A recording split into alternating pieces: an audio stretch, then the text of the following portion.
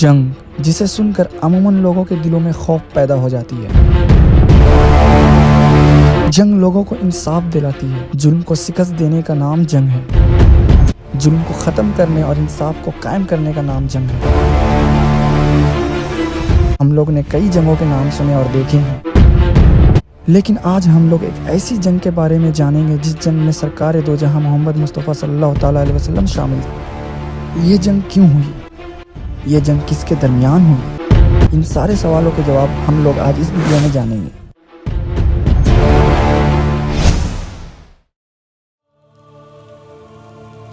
خیبر ایک زراعتی نخلستان ہے جو مدینہ کے شمال میں تقریباً 160 کلومیٹر کے فاصلے پر واقع ہے۔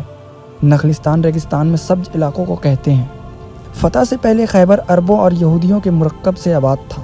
رسول اللہ صلی اللہ تعالیٰ علیہ وسلم کے دور میں مدینہ سے یہودیوں کو نکالے جانے کے بعد یہودیوں کی تعداد میں اضافہ ہو گیا تھا۔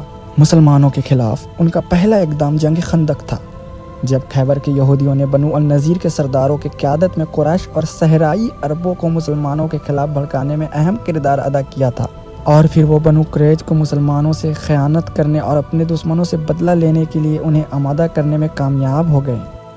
جب اللہ نے مدینہ کے دفاع اور قبائل کو شکست دینے میں مسلمانوں کی مدد کی تو رسول اللہ صلی اللہ تعالیٰ علیہ وسلم نے دیکھا کہ خیبر کے حالات سے نمٹنا ضروری ہے، جو مسلمانوں کے لیے بڑے خطرے کا باعث بن چکی تھی۔ آپ صلی اللہ تعالیٰ علیہ وسلم نے یہودیوں کو ایک خط بھیجا جس میں انہیں اسلام کی دعوت دی، لیکن یہودیوں نے آپ کی دعوت قبول نہیں کی۔ آپ نے پھر عبداللہ بن عتیق رضی اللہ تعالیٰ عنہ کو بھیجا، لیکن وہ لوگ انہیں قتل کر دیا۔ ابو بکر صدیق رضی اللہ تعالیٰ عنہ نے نعیم کے محاصر کے پہلے 2 دن مسلمانوں کا جھنڈا اٹھا رکھا تھا، لیکن ان پر تناؤ اور تھکن چھا گئی۔ اگلے دن آپ صلی اللہ تعالیٰ علیہ وسلم نے فرمایا کہ میں یہ جھنڈا ایک ایسے شخص کو دوں گا جس کے ہاتھ سے اللہ تعالیٰ ہمیں فتح عطا فرمائے گا، جو اللہ اور اس کے رسول سے محبت کرتا ہو۔ اس رات لوگ یہ سوچتے رہے کہ یہ کس کو دیا جائے گا۔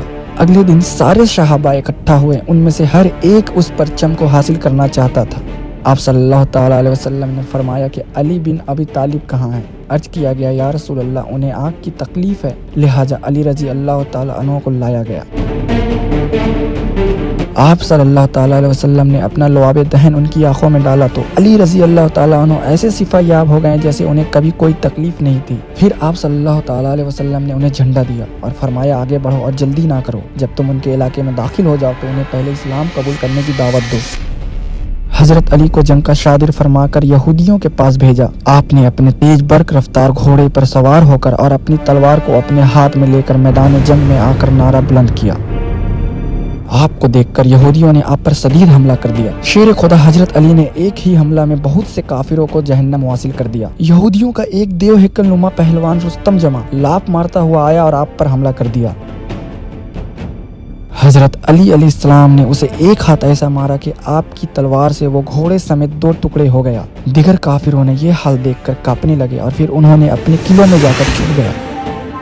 بس اس وقت حضرت علی علیہ السلام نے موقع کو غنیمت جان کر درہ خیبر کو پکڑ کر جوڑ کر امتکا دکھایا تو تمام قلعہ میں لرزہ جلجلہ سا آ گیا اور خدا کے حکم سے دروازہ اکھڑ گیا۔ پھر لشکر اسلامیہ بھی قلعہ میں داخل ہو گیا اور بہت سے کافروں کو قتل کر دیا اور کثیر تعداد میں مرد و جن گرفتار ہو کر قید کر لیے گئے۔ اس میں سے ایک ولی خاندان بھی آپ صلی اللہ تعالیٰ علیہ وسلم کے نکاح میں آ گئے۔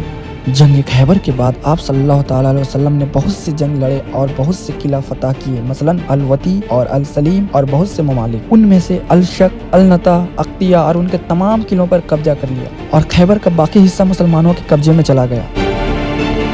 خیبر کو فتح کرنے کے بعد آپ صلی اللہ تعالیٰ علیہ وسلم کے دور میں یہودیوں کو خیبر سے نہیں نکالا گیا، بلکہ انہیں اس شرط پر رہنے کی اجازت دی گئی کہ وہ زراعت کا کام کرے اور اس پر اپنا مال خرچ کرے اور مسلمانوں کو ان کی فصل کا آدھا حصہ دے۔ خیبر کی جنگ میں مارے گئے یہودیوں کی تعداد 93 تھی۔ ابن اسحاق کے مطابق 20 مسلمان شہید ہوئے تھے۔